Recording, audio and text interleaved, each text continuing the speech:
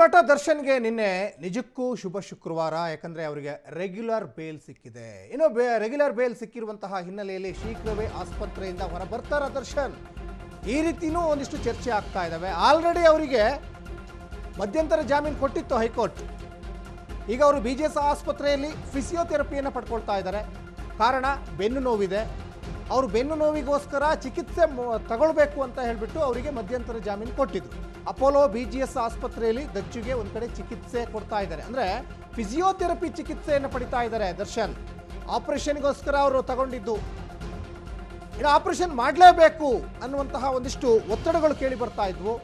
ಅದ್ರ ಜೊತೆಗೇನೆ ಇವ್ರು ಏನು ನಿರೀಕ್ಷೆ ಮಾಡ್ತಾ ಇದ್ರಲ್ಲ ಕಳೆದ 6-7 ತಿಂಗಳಿನಿಂದ ರೆಗ್ಯುಲರ್ ಬೇಲ್, ಆ ಬೇಲ್ ಸಿಕ್ಕೇ ಬಿಟ್ಟಿದೆ. ಇನ್ನು ಬೆನ್ನು ನೋವು ಹಿನ್ನೆಲೆಯಲ್ಲಿ ಆಸ್ಪತ್ರೆಯಲ್ಲೇ ಈಗ ದರ್ಶನ್ ಇದ್ದಾರೆ. ಅಪೋಲೋ BGS ಆಸ್ಪತ್ರೆಯಲ್ಲಿ ದಚ್ಚಿಗೆ ಒಂದು ಕಡೆ ಚಿಕಿತ್ಸೆ ಮುಂದುವರಿತಾ ಇದೆ. ಕಾರಣ ಅವರಿಗೆ ಬೆನ್ನು ನೋವಿನ ಸಮಸ್ಯೆಯಿಂದ ಬಳಲ್ತಾ ಇದ್ದಾರೆ. ಅವರು ಪರಪ್ಪನಾಗ್ರಹಾರ ಜೈಲಲ್ಲೂ ಕೂಡ ಅದೇ ಸಮಸ್ಯೆ ಇತ್ತು. ಅದಾದಮೇಲೆ ಅವ್ರನ್ನ ಬಳ್ಳಾರಿ ಜೈಲಿಗೆ ಶಿಫ್ಟ್ ಮಾಡಿದ್ರು. ಆ ಸಂದರ್ಭದಲ್ಲೂ ಕೂಡ ಸಾಕಷ್ಟು ಬೆನ್ನು ನೋವಾಗ್ತಾ ಇದೆ, ಒಂದು ಬ್ಯಾಗನ್ನು ಕೂಡ ಎತ್ತಕ್ಕಾಗಲ್ಲ ಅಂತ ಹೇಳಿಬಿಟ್ಟು ಅವರು ಕೋರ್ಟಿಗೆ ಅರ್ಜಿ ಹಾಕಿದ್ರು ಬೇಲಿಗೋಸ್ಕರ.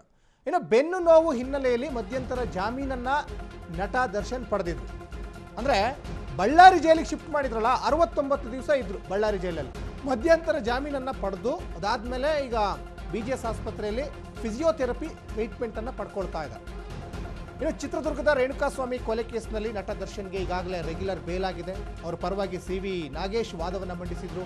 ಬೇಲ್ ಸಿಕ್ಕ ಬೆನ್ನಲ್ಲೇ ನಟ ಆಪರೇಷನ್ ಮಾಡಿಸ್ಕೊಳ್ಳಲ್ವ?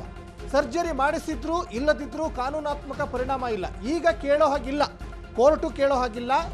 ಇನ್ನು ಸರ್ಕಾರದ ಪರ ವಕೀಲ SPP ಪ್ರಸನ್ನಕುಮಾರ್ ಆಗಲಿ ಯಾರು ಕೂಡ ಕೇಳೋ ಹಾಗಿಲ್ಲ. ಕಾರಣ ಅವ್ರಿಗೆ ರೆಗ್ಯುಲರ್ ಬೇಲ್ ಸಿಕ್ಕಿದೆ. ಆಪರೇಷನ್ ಬೇಕಾದ್ರೆ ಅವ್ರು ಮಾಡಿಸ್ಕೊಳ್ತಾರೆ, ಬೇಡ ಅಂದರೆ ಬಿಡ್ತಾರೆ. ಅದು ಅವ್ರಿಗೆ ಬಿಟ್ಟಿರೋವಂಥದ್ದು. ಆಪರೇಷನ್ ಮಾಡಲೇಬೇಕು, ನೀವು ಮಧ್ಯಂತರ ಜಾಮೀನು ತಗೊಂಡಿದ್ರಿ ಅಂತ ಅವಾಗ ಕೇಳ್ಬೋದಿತ್ತು. ರೆಗ್ಯುಲರ್ ಬೇಲ್ ಸಿಗೋದಕ್ಕಿಂತ ಮುಂಚೆ ಕೇಳ್ಬೋದಿತ್ತು. ಆದರೆ ಈಗ ಅವರಿಗೆ ರೆಗ್ಯುಲರ್ ಬೇಲ್ ಸಿಕ್ಕಿದೆ. ಒಂದು ಕಡೆ ನಿನ್ನೆ ಅಪಾರ ಅಭಿಮಾನಿಗಳು ಸಂಭ್ರಮವೋ ಸಂಭ್ರಮ, ಕುಟುಂಬಸ್ಥರು ಸಾಕಷ್ಟು ಒಂದು ಪ್ರೇಯರ್ ಮಾಡ್ತಾ ಇದ್ರು. ಅದರಲ್ಲೂ ಕೂಡ ಅವರ ಧರ್ಮಪತ್ನಿ ವಿಜಯಲಕ್ಷ್ಮಿ ಅವ್ರನ್ನ ನೆನೆಸ್ಕೊಳ್ಳೇಬೇಕು. ಕಂಡ ದೇವರಿಗೆ ಹರಕೆ ಹೊತ್ಕೊಂಡಿದ್ರು. ಕಂಡ ಲಾಯರ್ಗಳನ್ನ ಭೇಟಿಯಾಗಿದ್ದರು.